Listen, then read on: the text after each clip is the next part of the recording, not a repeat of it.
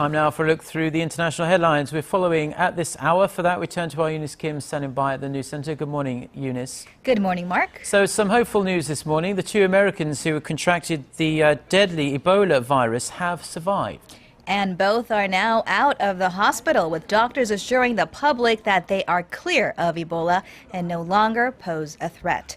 Our Connie Lee has the story.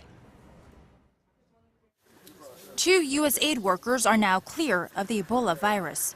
Dr. Brantly and Nancy Writebol have been released from Emory University Hospital in Atlanta after spending nearly 3 weeks in isolation. Today is a miraculous day. Dr. Brantly, with the medical team that treated him, was greeted with applause at a news conference on Thursday, the day of his release. I'm thrilled to be alive, to be well, and to be reunited with my family. Nancy Writebol was quietly released from the hospital on Tuesday. Doctors say the patients went through rigorous treatment and testing with the experimental drug called ZMapp. And according to the doctors, they now pose no risk to the public.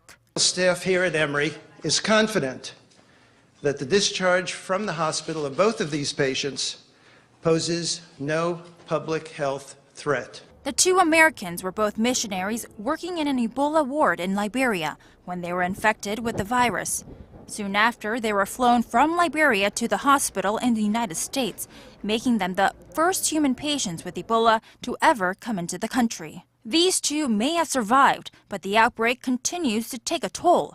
The World Health Organization says more than 2,400 people have been infected, and more than 1,300 people have died since the outbreak was first found in West Africa back in March. So there's a continued plea to help stop the ongoing outbreak. I am forever thankful to God for sparing my life. Please continue to pray for Liberia and the people of West Africa. Connie Lee, Arirang News.